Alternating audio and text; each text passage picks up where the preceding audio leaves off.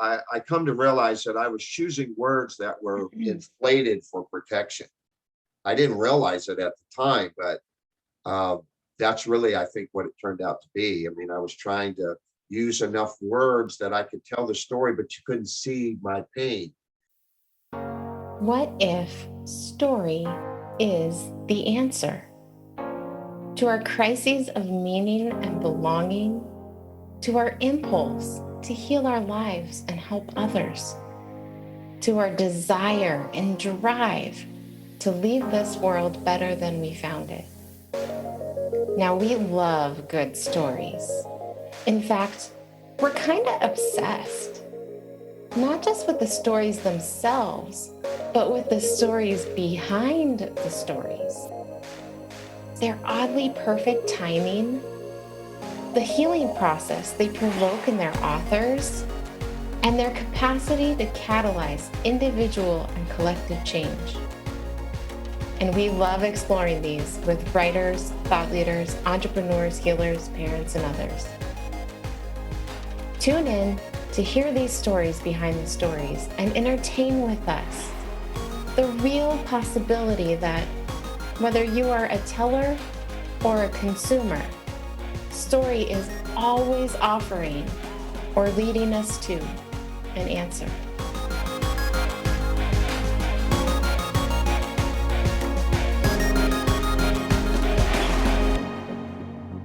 After leaving the stage as a sought-after speaker, Rick Amitin discovered the power of digesting a message before sharing it, and the deeper reason he had to find a new pathway to help others.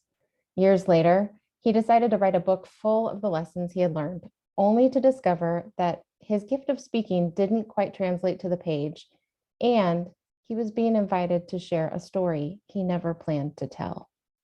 Tune in to find out how Rick navigated the challenges that many speakers face when they pick up the pen, how he wrestled and then finally surrendered to the healing process, and even how he challenged my feedback and discovered the power of the story he never wanted to tell. Oh yeah, it's that time. Grab a cup of something delicious and sip on some story and sanity with us. Welcome to Sips of Story and Sanity, where we talk about the stories behind the stories with authors, speakers, thought leaders, healers, parents, and more. My team, son Aaron. Hello. Sister Alyssa. Hi. And clients turned friends turned team members, Teddy. Hello. And Lori. Hi, everyone. Are here to help me make sure that we get the most yummy sips of story and sanity out of this experience. And today we have Mr. Rick Amitin. He's an international speaker, author, blogger, facilitator, creator of the Design to Shine community, and president of rickamitin.com, a company dedicated to connecting people to the power of their dreams. Rick is a certified behavioral analyst and a veteran of the United States Marine Corps. Rick has been married to his wife, Tina, for 40 years. He's a father, grandfather, and a great-grandfather. He loves The Water's Edge, a good book, the company of friends, meaningful conversation, and remains a lifelong student. Welcome, Rick. Thank you. Nice to be here. Yeah, so glad you're here. We have quite the story to share today, don't we? A few details. Just a few. And so everyone knows he's charging me for the extra questions, the questions that were not on the list before we got into this process. So I'm going to be careful. All of you be careful. We're going to have fun. So I guess we should just start at the beginning. When did you have this idea that you wanted to actually write a book? When was that first inspiration? I think it goes all the way back to my childhood. I was probably 8 or 9 years old. I was in a church service, and there was a speaker who was quite charismatic, and I watched him interacting with the crowd in a way that I had not observed before as a young child. And I remember it marked this moment for me where I wanted to communicate like that. And I think over time, as I got older, you know, the desire to take that message into the written word just became a part of that initial process. Yeah. And you were, I have people come from all different backgrounds. I have people who come as, their previous seasoned authors working on the next thing that they got stuck on. And then I have a lot of people like you who are seasoned speakers. So can you share a little bit about your love and gift for speaking, how that got cultivated? Well, I think in the early years, I don't think it was love. I think it was, oh my God, I hope I can at some point do this where my knees aren't shaking and I'm actually confident with the message that I'm delivering. And I always felt the sense of I could do this. And over time, it just developed. And when I was traveling as an evangelist and speaking between 5 and 8 times a week, Wow. I had others who confirmed for me and acknowledged that my real gift was my ability to move people. And I seemed to do that pretty effortlessly once I just learned some of the fundamentals of standing in front of people and being able to communicate. And so I accepted the fact that, this was something that was just very natural for me. Yeah. But I don't think it's ever feels natural in the beginning. But I think you hit it, and then you say, okay, this is a thing. Yeah.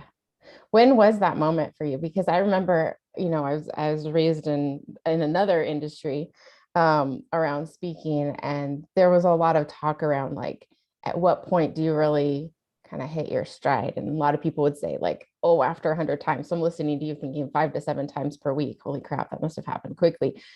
But I remember the moment where I like finally felt like, oh, I belong here. Because before I would be in the back of a room thinking I'm never getting up there. And then I had a moment where I was like, oh, I'm not supposed to be back here anymore. I'm supposed to be up there. But then I got up there, and then, like you said, knees knocking, teeth chattering, that whole thing, like to really get into the like, I feel good here. How long did that take you? My path was not straight to speaking 5 to 8 times a week. That was something that developed over time. So at my peak, when I was in demand and that's what I was doing full time, it evolved into that. Prior to that, it was just an occasional opportunity to speak here, to speak there. And the better that you got at it, the more invitations that you received. And then it just sort of grew. And so I think I would say it was probably 5 years in or something like that, where I just knew, my calendar was full. Yeah. I was booked 6 months in advance. And I think that was probably the moment where I said, yeah, this is a good place to be in right now. Yeah. Well, and I think it's really important. I mean, I know we're here to talk about your message in the book and all of that story, but I think this part is really important for other speakers or aspiring speakers to hear is, we get this idea, we see people on stages, we see people like you saw when you were young in a pulpit, we see people on big stages and arenas, and we think like, yeah, I want to do that someday. But the distance between here and there, as far as, first of all, what the heck am I going to say? And second of all, how am I going to deliver it powerfully and actually be with the audience? That's a whole other game. And it does take quite a while to really feel solid in it, even if you're great at it from the beginning. Like people told me, wow, that was amazing. I was like, I don't know what just happened. I don't know how to duplicate it. Yeah, that was a lot of pressure that I felt too early on, because if you did it really well, they expected that from you the next time. Mm-hmm. And that was a challenge when you're doing it as many times as I was a week at that point. The good news is when you move from one town to the next, you can use that same material again that you've already perfected a little bit. But when you're at a place and you've already used up all of what you had developed and you needed something else, you learn to be very creative very quick. Yeah. Yeah. So you still love speaking? Is it still one of your favorite things to I do? still love speaking. I mean, I left, moved away from what some would call professional ministry or a career of ministry. I still see everything that I do as ministry to people. But I'm on a completely different platform and a completely different domain than the church work that I used to do. Mhm. And so I don't think there's anything more rewarding in my world than actually be sharing something and see the light come on in somebody else's eyes. I just don't think there's anything more rewarding than that. Money doesn't do it for you. Recognition doesn't do it for you. But seeing people who actually receive something that they can utilize to empower themselves and move on in their own dreams, that's the name of the game for me. Yeah, agreed. It's the only reason why I kept getting back up there because it was so uncomfortable in the beginning. So uncomfortable. Yeah, I pitched a few eggs, when I needed a baseball, but you learn how to get through it. There were baseballs and eggs instead of tomatoes. I mean, come on. Them too. What Them kind of too. And I audience was that? drop my watermelon. I've done it all. Hit home runs, thank God. Woo! You get a few things right. You gotta lean on a few of those. Oh my goodness. So you have this career in speaking and ministry, and then something happens and you decide to walk away, but there's still a message inside of you. There's still something that you want to share. So tell us about that inspiration to kind of get back into messenger mode. And Yeah, it was never a crisis of faith for me. I always believed that there was this higher power. I call him God, this universal presence, this creator of it all. I never have questioned that. But I found myself at odds with some of my beliefs. And I really reached a point when I could no longer accept many of the tenets that were in place that I would have to sort of acquiesce to, and felt like I was no longer being honest, and I really felt compelled to just move in another direction. So I resigned from ministry and went into business and started an insurance office in Los Angeles. Actually took over an office, and then built that up to quite a successful operation. I think I had 3 agents when I took it over, and ended up with 83, and we were doing about $6.5 million a year in new business. And so I started with a third of Los Angeles County, and it turned into all of Los Angeles County. And then I didn't get a chance to develop it, but I was actually given everything from Los Angeles to the Oregon border. And then the company was sold before I could really launch myself into developing that additional territory.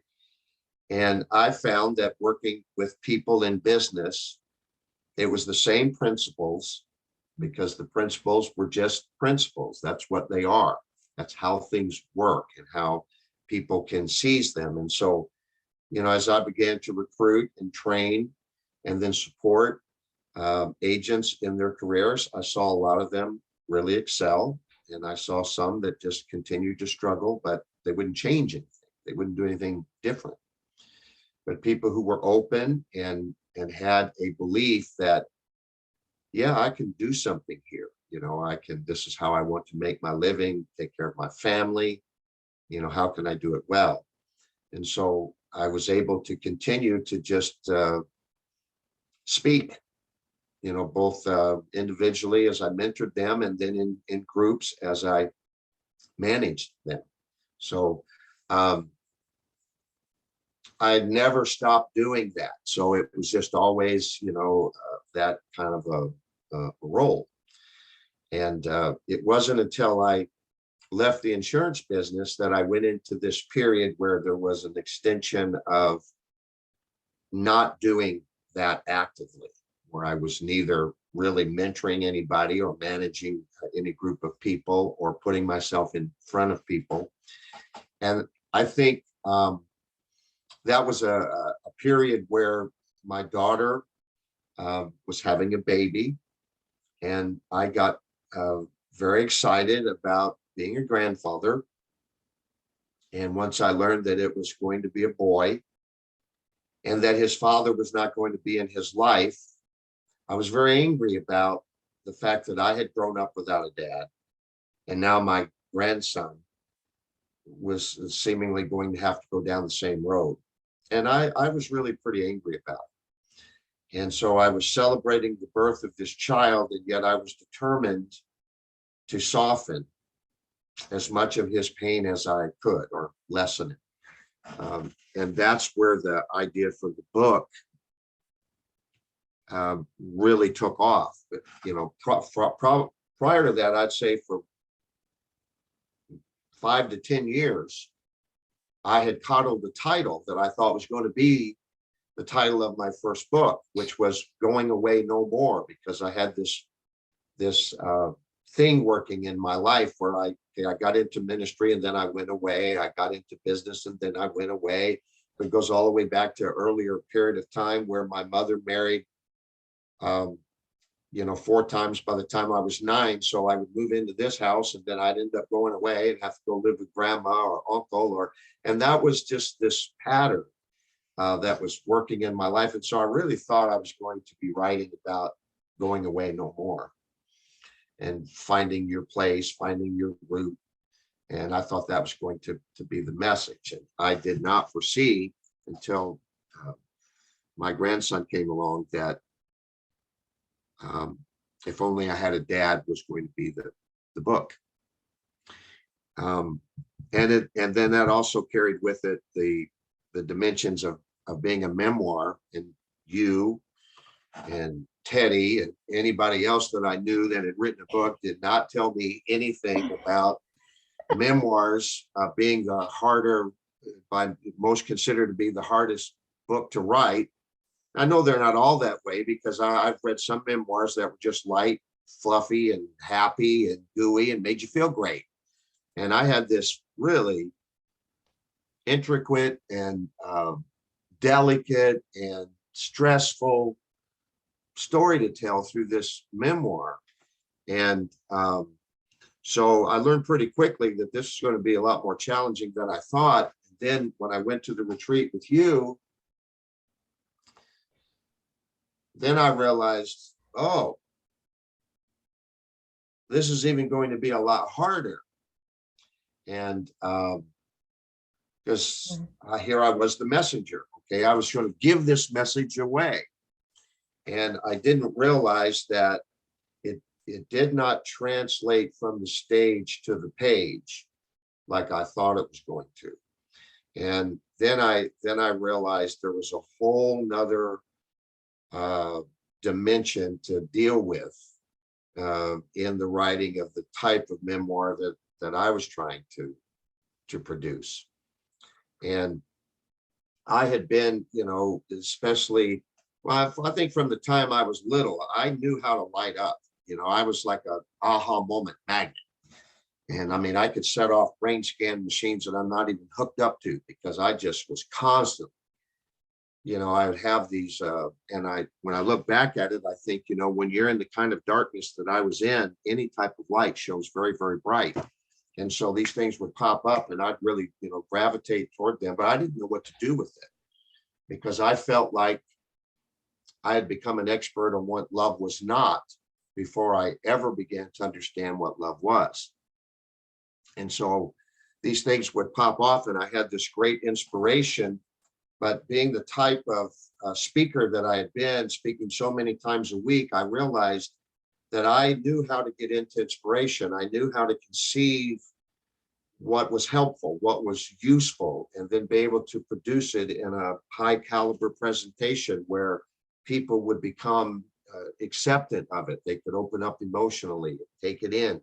And I learned that dynamic of communication, but there was something that happened there that was very disturbing, because I can't tell you how many people would come and say, Rick, you just changed my life. I can't tell you, how that just cleared things up for me. And oftentimes I'd say, well, what was it that I said that moved you so much? And they would say something to me and I would immediately think, I never said that.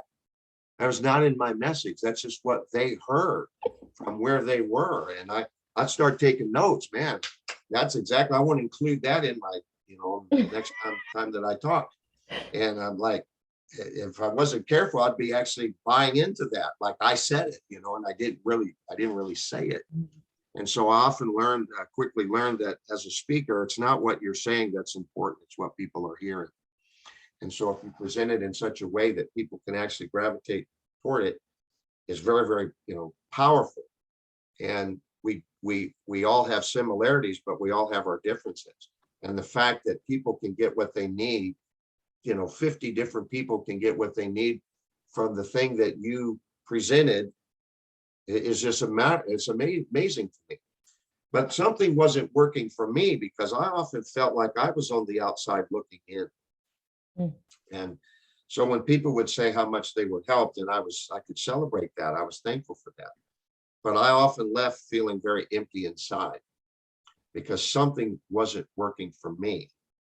And then I was able to actually diagnose myself and realize that, okay, I'm getting this and I'm giving it away so quick that I didn't ever get a chance to really own it. It didn't really become a part of me. It was a condition that I later labeled premature cerebral ejaculation. It just exploded.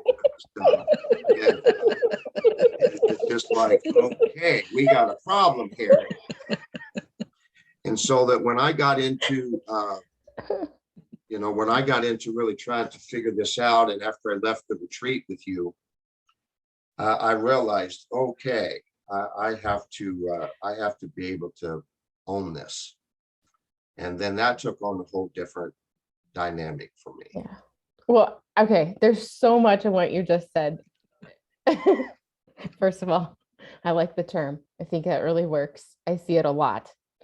And we've had this this is one of the reasons why I'm kind of digging for this, because one of the things that you and I really aligned on was, this thing that we saw happening, not just in religion, but that I see happening in the messenger industry, where people are naturally gifted and they get put into positions, and they're usually, this doesn't happen all the time, but this is a pattern that I see, and you kind of reflected back at me as having experienced it as well, is, people have some sort of trauma happen, and then it unlocks this incredible superpower. But part of the reason why they have that superpower is because of what I learned from Nikki Elliott, which was, it kind of cracks us open. It kind of cracks open that boundary that we naturally have that protects us from everyone else's energy, we're supposed to, that's yours and this is mine. And we have a hard time knowing the difference, right? So then we get it put in front of people, and all of a sudden we know unconsciously, we don't even know this is happening, but intuitively, unconsciously, we know what this room of people needs to hear. And not just the room of people, but the individuals, to the point where we can say things that we don't even remember saying because it wasn't part of our plan walking in. And so there's this incredible exchange that happens. And then we get to the page and there's no communication back. And, again, back to the pattern of seeing that people have these natural gifts and they get this information and they recognize consciously or unconsciously that when they share it, they receive back a lot of things that they've always wanted: attention, acknowledgement, admiration, like love, like all the things that were lost in childhood. All of a sudden we have this superpower. We get in front of people and we start to receive some of that from them. We don't really know what we're saying all the time, but it like turns into this very strange, like out of body experience almost. And like you said, it never really like lands. Like we don't really get to do the work because half the time we're not even hearing what we're saying. Yeah, I remember the first time this really hit home with me was I had joined a writers group in Dallas, Texas, and it's where I was when I began to write this book. And I befriended a fellow author there, and we started meeting privately, having coffee and lunch. And she had already published several books, and they'd been bestsellers. And she was one of the books she had written was about social media. And so I was learning not only a little bit about writing, but also about social media, which I didn't know anything about. And now I still know just a little bit more than nothing about. But at the same time, she started reading some of what I was writing. And she said, "Rick, this is not you." And she said, "When you talk, I get chills. I feel it. But when I read this, it's like, who is this?" And so I had these ideas about writing that just weren't connected to anything. I mean, I didn't know about writing. I'd never taken a writing class. I think I did a creative writing class when I was in junior high school or something like that.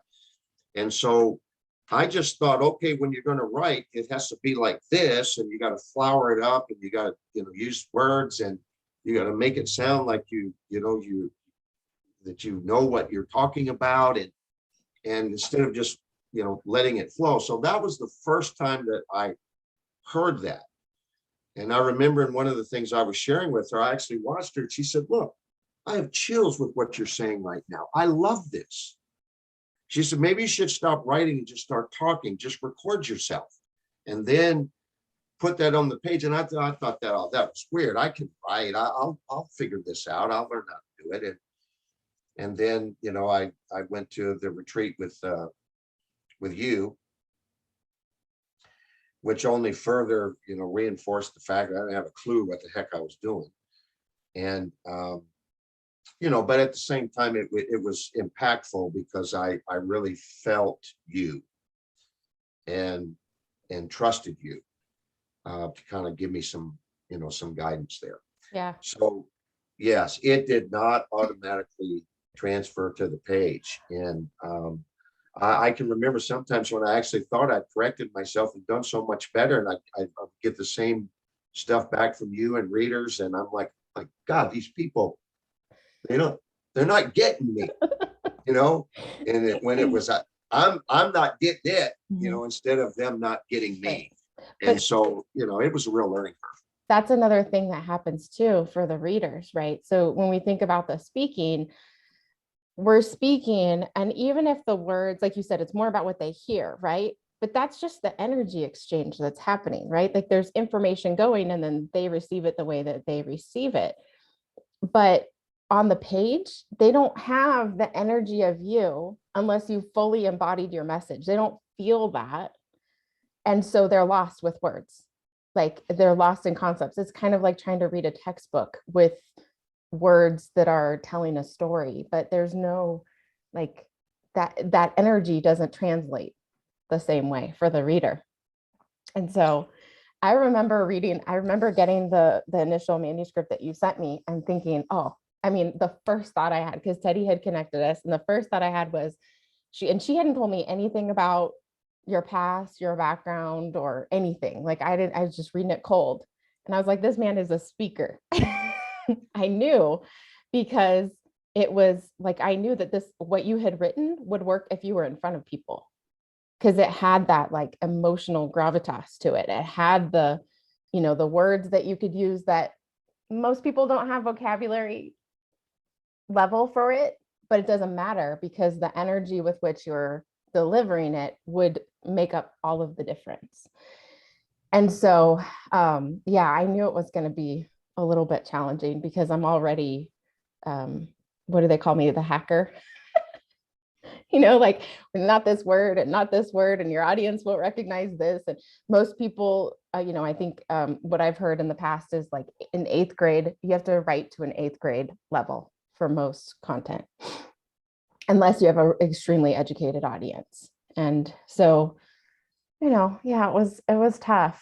And I think it all had, is that piece that you brought up before around like offering it before you had really embodied it. So I think, I mean, I would love for you to tell the story of the first retreat, because you and I lined up so much on religious backgrounds and conversations around power dynamics and this idea of, I remember sitting at the bar in the house that we had rented, and you telling me the story about your grandson, me just like bawling, because it was like the same story that I had lived with Aaron. Like, not on my watch will this little one end up in as much pain as I'm in. Like, whatever I have to do, however much work I have to do, it's just not going to happen. And so we had all of these things lining up, but in the background, I was watching you like really wrestle with looking at some things. So would you mind sharing that story? Yeah, I remember, I was the first one to arrive at that retreat. And, you and I had spoken on the phone. And so then we were able to actually meet in person for the first time, which it was very warm and casual. And I remember, being made to feel very welcome to come in. So I pretty much relaxed. I think we had gone to maybe get some groceries or something. And then we came back, we had dinner. I think we spent some time together. I went to bed, and then, I'm pretty much an early riser. So I was the first one up the next morning. There was nobody downstairs when I went down. And then I realized somebody had been here because the coffee was made, and I found my cup with my name on it, which was a nice touch. And I still drink my tea out of that cup today. And then we had breakfast, and, it was kind of casual as we met one another and talked a little bit about our projects. And then I remember you kind of getting up to say, okay, I just want to give you sort of an outline of what we're going to be doing over the next 3 days. And so that was all good. And then you said, okay, the first up is an exercise to, we're going to have a painting exercise. And I remember thinking to myself, what the heck does a painting exercise have to do with a writer's retreat? And then, I mean, it was very casual. It's nothing intense at all. And then we went into the other room, and you had things set up for us, and the paper there, and the paint, the water, everything was in place. And then we all found a place to sit and get in front of this. And then you simply said, I want you to paint a picture of your life, or something to that effect. And I don't know where the heck it came from, but I was immediately paralyzed. I mean, no, I knew I couldn't paint. I can't draw my name out of a hat, let alone try to paint a picture. But it was something different. It was something about putting on that paper a life that I didn't want anybody to see. And it took me a while. I remember sitting there, bawling, actually. Yeah. And I kind of just glanced around. Nobody else was having this experience. And I felt almost an embarrassment. And then I thought, no, this is something real is happening, right here. And I remember after a few minutes, I caught I made eye contact with you, and I read your lips as you asked if I was okay. And I said yes, but I was not okay. And I remember getting up, excusing myself, going outside. I mean, man, I needed talking to, an explanation. I needed something to make sense of what was happening to me. And I think, what I was able to walk away with I came back in a few minutes. I painted something on that was definitely not anything, was not the deep picture that I had anticipated. It was just something to go on paper. But I remember when I left that I really was feeling like okay, this is really what's going on here. I'm not going to be able to just deliver a message in a generic way that could spread across, a group of listeners, but I was going to actually have to own this. And that was the work that I went through for the next few months, is coming to terms with the fact that I had warts, hairy, ugly warts that I was going to have to address. And I was much more willing to address the warts and all of the stuff from other people who were a part of my story, who were going to be in the book, than I was my own. And I realized I had to own this stuff. And there again, it was not easy because I was very steeped in shame. And I had been manipulated for years by guilt and fear. And which is why ultimately I ended up, walking away from ministry, that professional church type ministry, because I didn't want that to be in my life. I didn't want it to be in my family. I didn't want to be the guy who was pressured into becoming that. I wanted and knew that there was something very different. And I was determined to go and find it. And this book, again, when it first came up, and I was trying to, well, okay, I'm going to set this up. I'm going to deliver this message. I'm going to make this impactful. If I die tomorrow, my grandson's going to be able to have this in his hands. And, he'll know that there was a man that loved him, that he could depend on, that never turned his back on him and never violated him. And all of that. And then I realized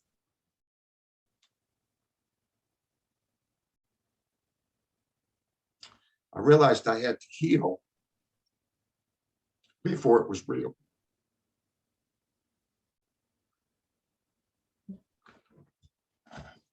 Next question. Well, you left out my favorite part of the retreat story. When Yes. you're doing when I said, because the exercise is something like paint the 7 defining moments of your life.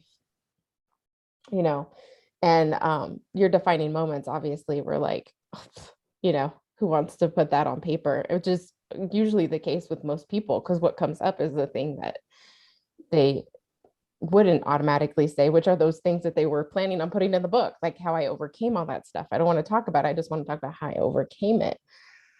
And so I remember explaining it, everyone goes to work, and Rick looks up at me and he was like, I hate you. I was like, oh no. And then he got up and left the room. And of course, you are Teddy's friend. And so, we had a similar experience there. So I was like, oh no. Well, we swam in some of the same pools, so there were some chlorine stains that we both shared. Something. I was like, oh, we're gonna have a weekend like this. But no, I mean, you dove in from the beginning. It wasn't easy. There were tears, and you kept moving through it. And so as you started working at this project, what were some of the big, like, if you had to identify your top two challenges that you really had to overcome in order to get the book on paper and published, what would you say those were? Well, I would say number one, I had to deal with the limiting beliefs, because this was going to be such a different domain than I had been accustomed to. And so, I had learned how to go to the plate and hit home runs. And so now I'm not a baseball player now. I'm over here on the soccer field, and never really worked in this sport. No training, no, and so there was a lot of limiting beliefs about being able to make the transition. And, you know, secondarily, I would say that I was very fearful, I think like a lot of authors are, about acceptance, because I was putting things on paper that was not going to be welcomed by a lot of people behind me. But I had no confidence that it would be accepted by the people ahead of me. And so I think that would be the two things that were difficult, you know, to try to become comfortable with. But you know, I've never been a quitter at much of anything, so I just keep plowing through. You know, I destroy a lot of things that don't exist anymore, but that, to me, that's not quitting. You just move on to the next, you know, the next cockpit and take off, and hopefully you don't crash that plane too. But so yeah, I was very, you know, committed to that process, and you know, figuring it out. And the other thing was, you know, I was receiving some support from these two writers groups that I went to, but not really, because they were all, most all of them were fiction writers, and pretty progressive as well. And so here I was, you know, coming from a pretty conservative background with a nonfiction. And I think they were very kind to me. They were always very kind to me, but I don't think that bothered them when I left. So they didn't have to deal with this, you know, the story I was telling. So yeah, I became very dependent on the few people who were involved in actually the, you know, my weekly, daily writing stuff. Yeah. So yeah, challenging. Very challenging. And I really like that image that you gave of like, you're writing about the people behind you, right? Trying to be as honest as possible about that for yourself and for them. And then not sure the people in front of you would accept it, but there were also people beside you who were wanting to be supportive, but their stories were tied to your stories. And so I know that there was a time where you walked away from the writing for just a minute because you were trying to figure out, how do I do this right? And it's something that a lot of authors really struggle with, and a lot of speakers too, of, you know, this is my story, this is my perception, this is mine to tell, but also there are these other people who are involved. And it's one thing when they're, you know, not really deeply associated, when they're more like acquaintances or old coaches or this type of thing, but when they're, you know, family members, it's a whole different story. So would you mind sharing a little bit about that?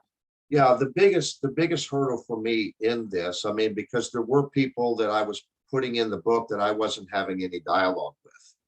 I was not interested in seeking their permission or anything else. You know, you were a rat, you're in the book as a rat, and that's that. But when it came to my wife,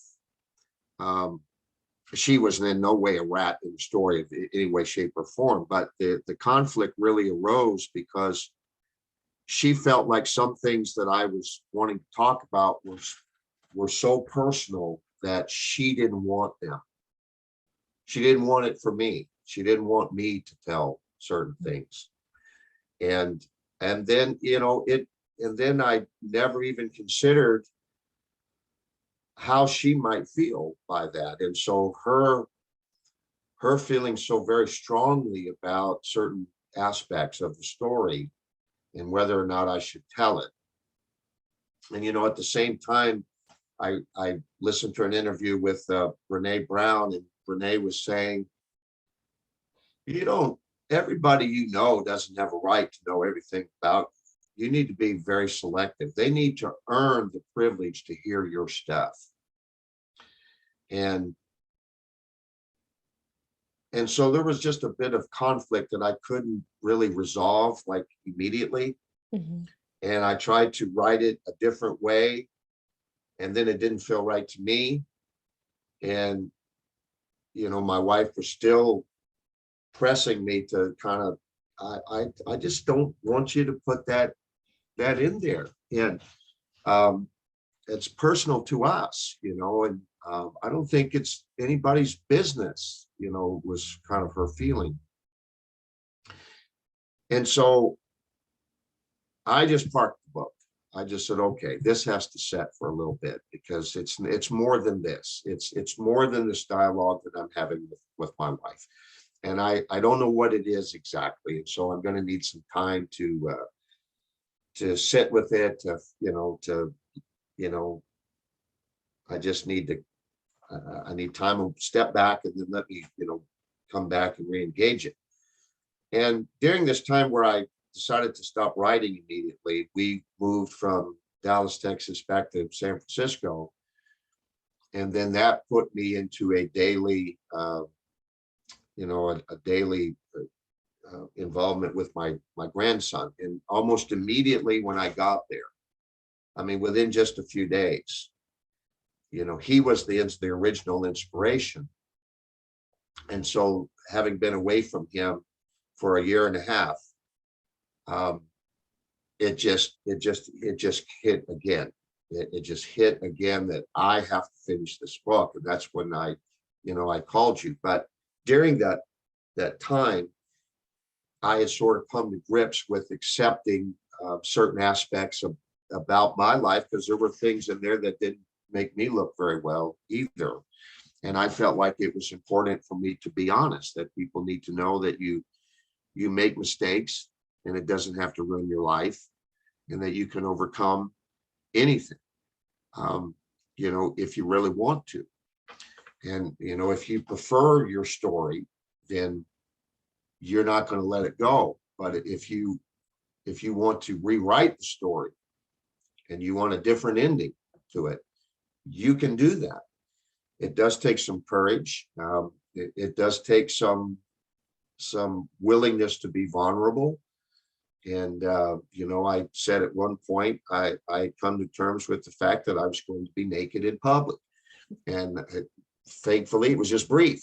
And so it was just a move from that paragraph in that chapter. And then, I've got my clothes back on. And so it did feel just like that.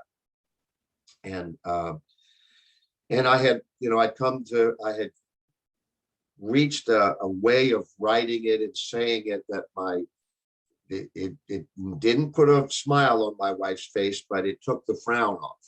And that was enough for me to be able to finish it. Yeah. Meanwhile, and this is the part that I love, we talk about the you can't make this story up elements of the timing of all of this, and I think about all of the inspiration that you had, all the writing that you did, all of the work that you did with writers groups and all of this. And then you enter my world at a time where I'm having big conversations about my own dad issues. And I am having big conversations around like the power dynamics that exist because people don't do the work, right? So like, I don't want to be a leader who acts like this. How am I going to do it? I'd stepped away from my business for a while. And so you enter, and then we have these conversations. They take me deeper into this work for myself. And then you go and you take care of business for yourself and you're working out your own stuff. I'm working out my own. I get myself out of that situation that you helped me. You were part of that process of helping me to see and understand. And then I land in the new place and I get a phone call from you that's like, okay, I'm ready to do this. And the timing was just amazing. And, because it's one thing to be in a power dynamic that just isn't quite right. And, you need to get out. And it's another thing to be out of it and then try to figure out how to live differently, right? It's like, it always makes me think of the story of the Israelites, right? They escape Egypt, great, but nobody knows how to live their own lives without being told what to do every day. So I'm 35, 36 years old, and I'm like, right? And I still have some work to do around those final bits of healing. And then you come in and we finish up the book. And I remember this one day, and I remember we were in a house that had a huge trampoline in the backyard.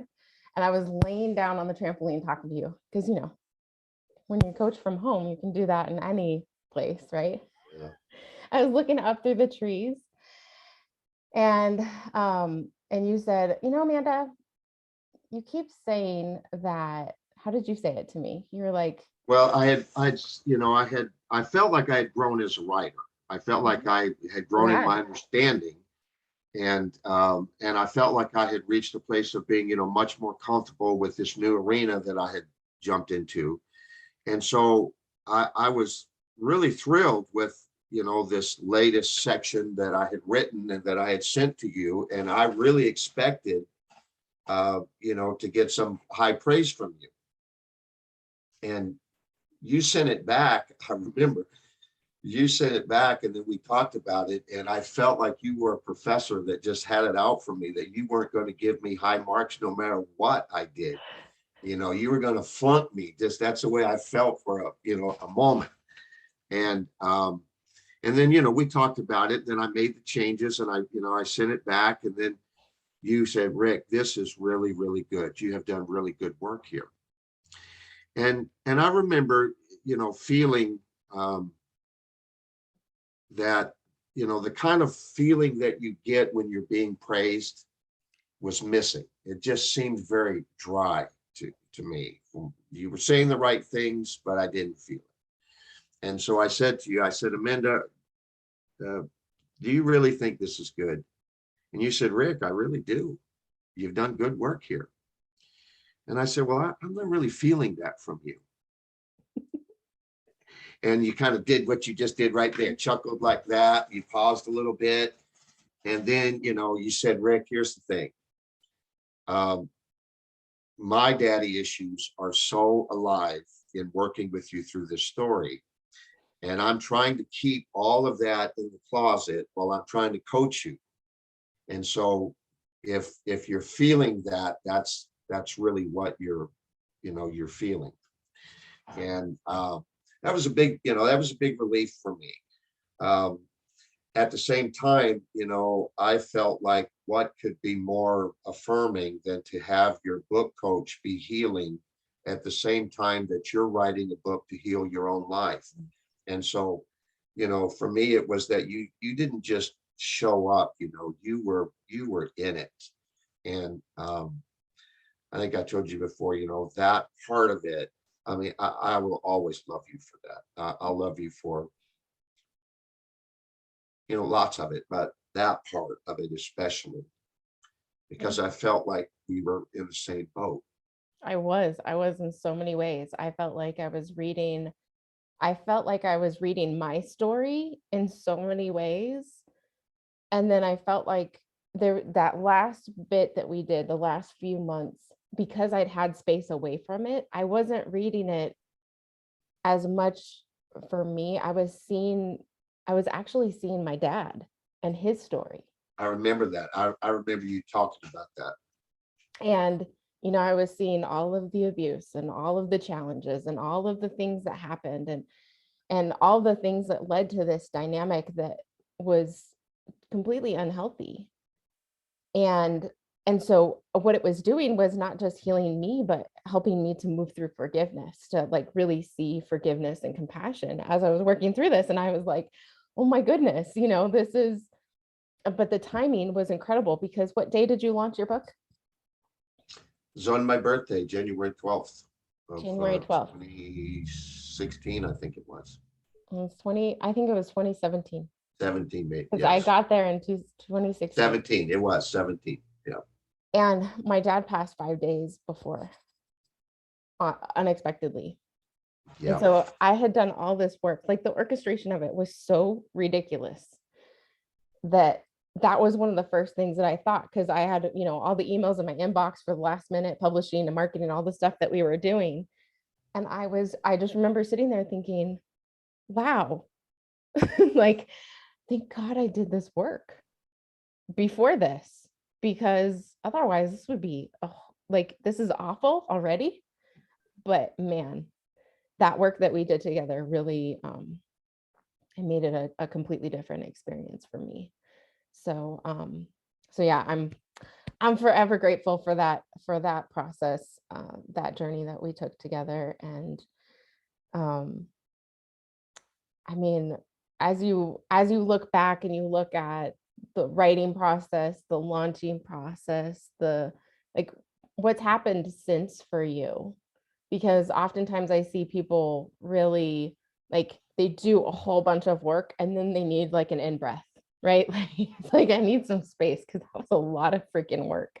And so they have all these plans about what they're going to do and how they're going to do it.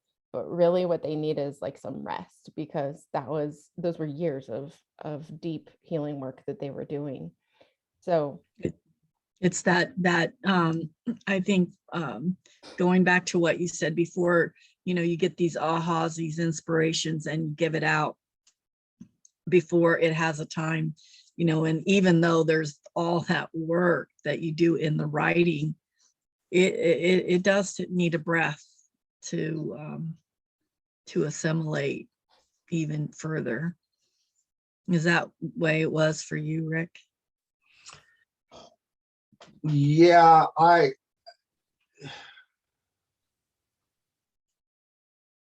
sort of felt like I needed a slight break, but I was very eager to move on.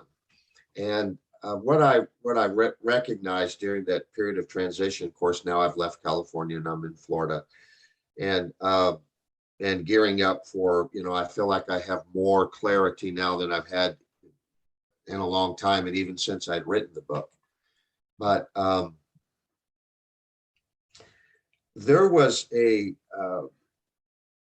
such a letdown for me at the end of the book. And I don't know if this, is other people's story or not. This is, mine. It's what happened to me.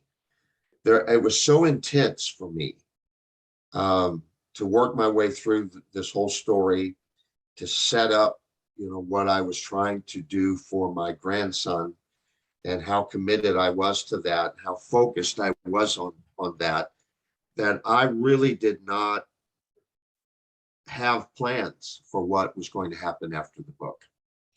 And so when I got the book finished, showed up, I actually held it in my hand.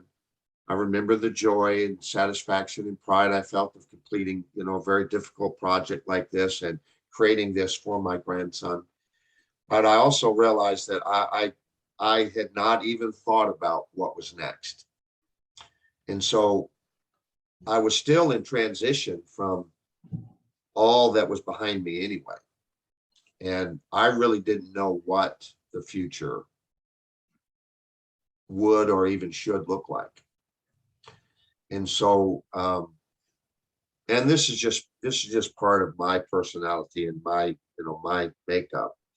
And so I just had to work through a lot of different, transitions. I was in a place I didn't want to be in. I didn't want to be in San Francisco. I wanted to be with my grandson more than anything, but I didn't want to be in San Francisco. I wanted him to be with me somewhere else.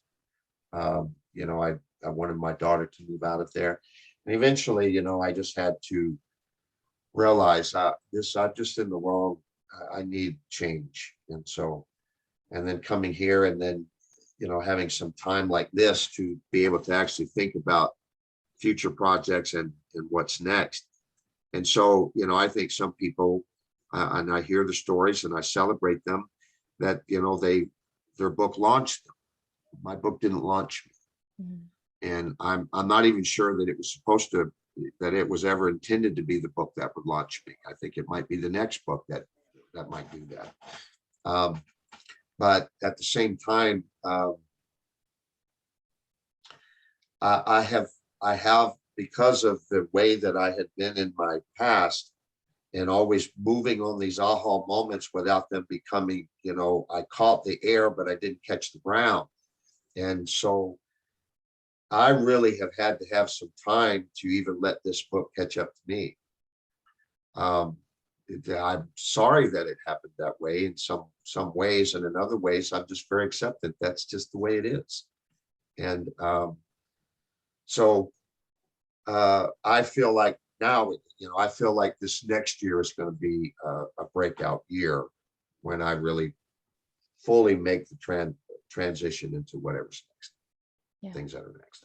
It is a real thing. We've even termed it post-bookdom, because it is like giving birth and having postpartum depression afterwards, because there is this like whole, like, it's literally all of your energy going into a creative process to create something, and then it gets out into the world, and then it's like, oh my God, that took every ounce of energy and focus and cell that I had in my body to make that happen.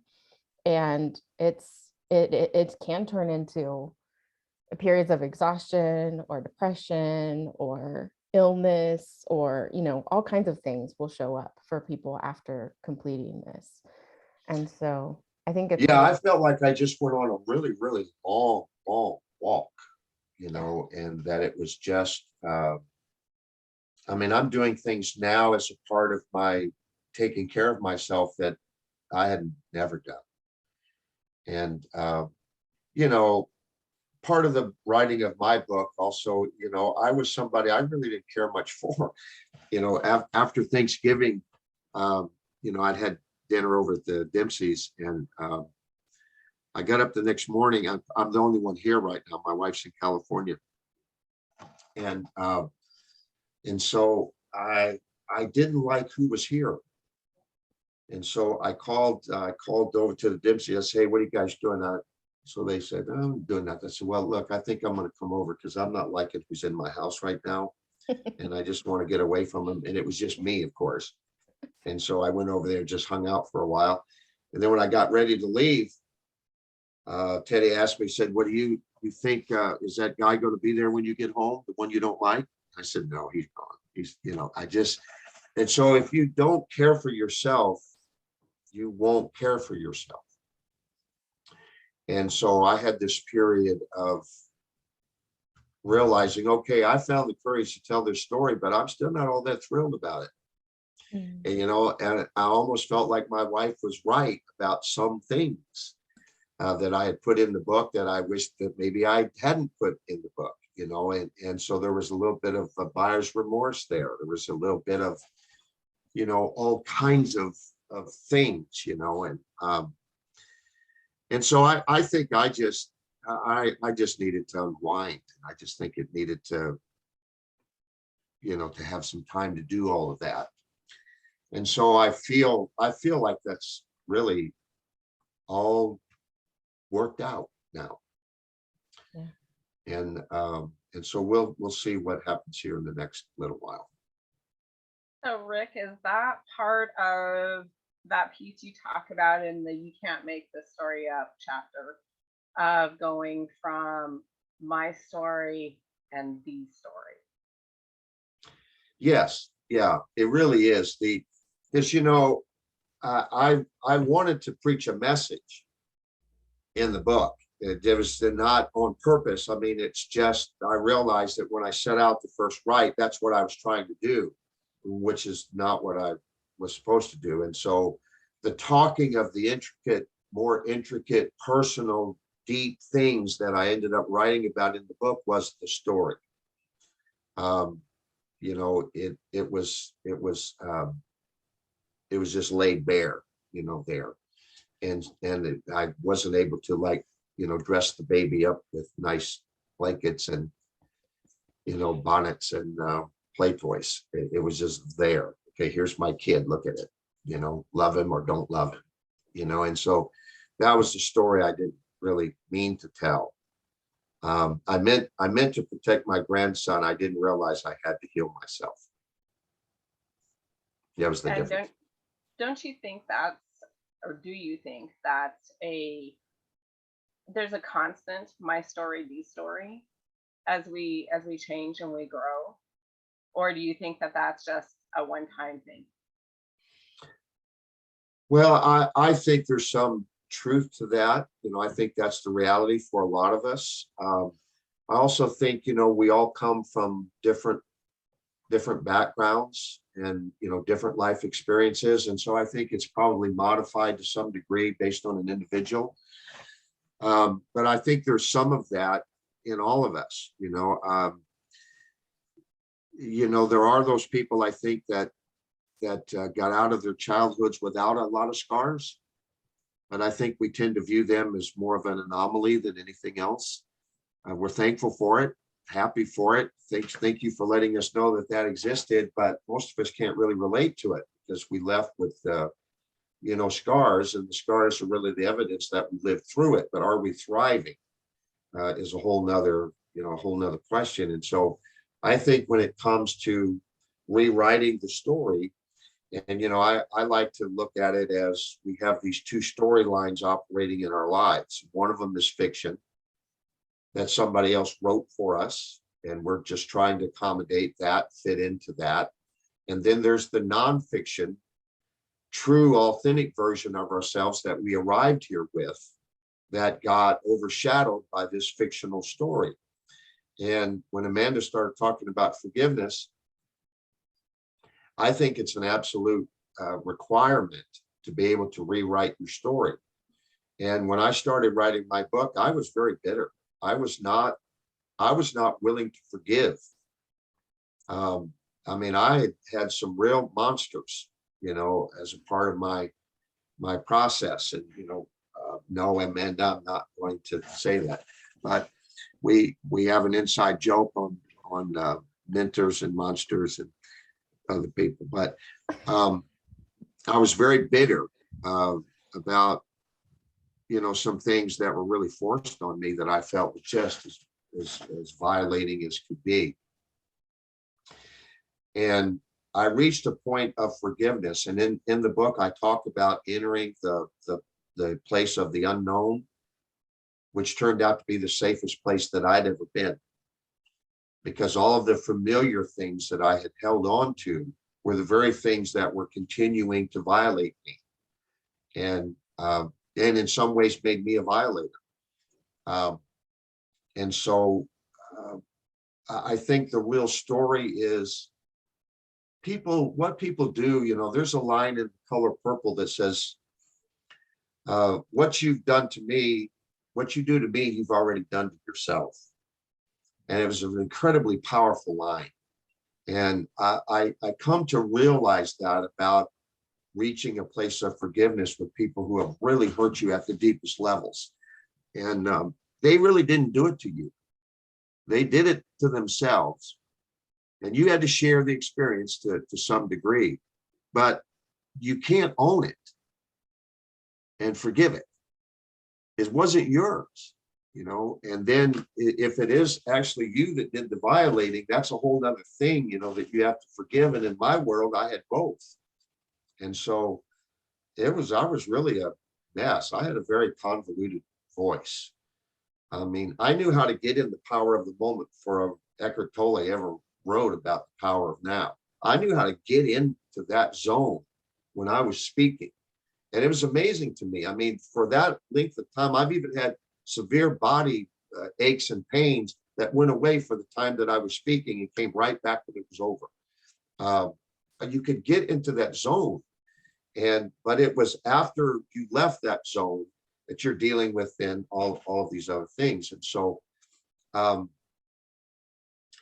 might have jumped too far off of what you just asked me, but No, you're good. You're good. okay, so When I read that, it resonated with me so incredibly that there are both the story and my story, and figuring out the difference in which one we're going to live in. That fictional that's time it. or that nonfiction. That's it. And that was very powerful for me. So yeah, thanks for letting me know that. That's Thank The you. unknown is, it's really what we're all craving, because what we're getting is what we're familiar with. That's the loop that we're in. It's the energy that we've created with our thoughts and our emotions, and we stay in this. And so without realizing it, we're actually producing more of the things that we don't want, just simply because we would rather deal with the devil we know than the one that we don't know. And so it's going into the unknown that I found this great place of safety, when I could really feel love and nothing else, when I could forgive. And now I really hope I have no bitterness toward anybody for any of the things, that happened. And I hope, I think at times, if I'm not careful, I can still struggle with unforgiveness for myself. And I think that's, again, that's a fictional versus non-fictional storyline. And if you're going to rewrite your story, forgiveness has to be a part of it all, or you can't do it. Otherwise, you're just telling the same story using different words, maybe different metaphors and different, ways of expressing it. But it's never really going to be true unless all that's behind you. I mean, fully behind you, over, done with. You've severed your relationship with this, with the decisions, of what's happened. Love that. Go For ahead. the listeners, this is Teddy. I wanted to say, Rick, that we've known each other since we were teenagers, and Man, you've changed. haven't we though? I have a Rick before the book and a Rick after the book. There was such a distinction. You came out of that process. I was familiar with some of the, not everything, but some of the things you had gone through in reading the book and stuff. But I had heard a lot. My husband and Rick are really good friends. And so we spent a lot of, our family spent time together. And Rick would be processing out loud the things in the past, things would always come up. And that has not happened since you wrote the book. And some of the cycles that we watched you go through, you haven't done again. You haven't, the opportunities come up and you've gone a different path. And so for me, I know that writing that book was really difficult. I mean, we watched you struggle with that, and yet it's so beautiful. It really is. I just wanted to say that as good friends, there is a distinction between before the book and after the book. It really did a work in you, and to me, it's a testimony to the writing to heal, that there's so much power in that. Yeah, I appreciate you saying that. You would know. You've known me a long time, so sure. Oh boy, Rick, I feel like we could talk about so many things for so long, because we've had so many great conversations around how our traumas show up in these different places and how we've worked through it. But I really want to hear what's next for you. You talked about a next book. You talked about a year that's going to launch you. Like, what's on the books for 2022 for you? Well, I'm doing an ebook right now that I'm hoping will help people go into the new year differently. I'm taking a little twist on it, from turning it away from New Year's resolutions, which have been around for thousands of years and have a horrible success rate, as we all know. And so I'm calling it a New Year recipe, and a more dynamic approach to the new year. And I'm really focusing in more closely on how change really does take place. And if we don't change our energy, there's very little that changes. And I was doing this somewhat, and have done it in the past. It's what Teddy was reflecting on, but I didn't understand the mechanics of it as well as I do right now. And so I understand actually how our energy is changed. And then that is the energy force that actually is what we need to create change. And then I'm forming the community, or trying to expand the community of Design to Shine, so that I can just support people who want to make that transition. And so that's very important for me in the next step. That's kind of my giveaway. I just want to serve people in that arena. And I want to get back in front of people. That's what I see happening in the next year. I'm going to find and look and create opportunities to actually speak. I actually have a desire to do some stand-up comedy, and I'm going to find a way to give it a go this next year. And, we're building a team. I know. Yes. It's happening. yeah.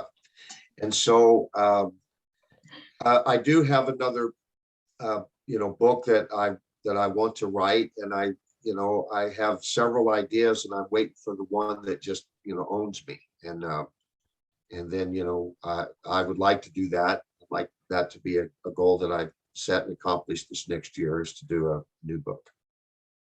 We'll have to wait and see what it is, The wait and see. Well, that sounds And fun. yeah, and I do still enjoy working with people, one-on-one. I like to just be able to talk, share, and I'm not opposed to coaching, so don't misunderstand what I'm saying. But for me, I don't want to be a coach. I don't see myself as that. I want to be a facilitator, and that's what I see myself as. And to just be able to facilitate people moving from where they are to where they want to be, and helping facilitate that. And I think it's very important to find that dynamic, that harmony between our head, our heart, and our hands. And I think some people we've talked about the different institutions that we've been a part of that they had head, they had heart, they had hands, but they didn't have head, heart, and hands. I mean, something was always not congruent. And so I really, I want to get deeply into doing more of that. Well, good. Well, I can't wait to see how it all unfolds for you. And I'm so glad you're part of my journey. I'm so glad that you're part of this book. You can't make this story up, because like I shared, it was an extremely important journey that we took together for me, as well as for you. So thank you for being part of my story, part of this book, part of what's next. You're welcome. I'm honored to be a part of it. So, Rick, how can people find you if they are interested in your community and the work that you're doing next? Yeah, the easiest way is rickamitin.com, and then lots of information there. Okay, sounds good. Head over to rickamitin.com and find out more about what he's doing and how you can rewrite your story with his support. And I want to thank all of our listeners and viewers for tuning into this episode of Sips of Story and Sanity. If you like what you heard, please consider subscribing, leaving us a review, and maybe even sharing your own "You Can't Make This Story Up" moment. You can also find more details about this collaborative book we're talking about, You Can't Make This Story Up: What If It's All Happening for Us, at truetointention.com. So that's it for today. We'll have another conversation with you in the future, though. I can see it. Bye for now.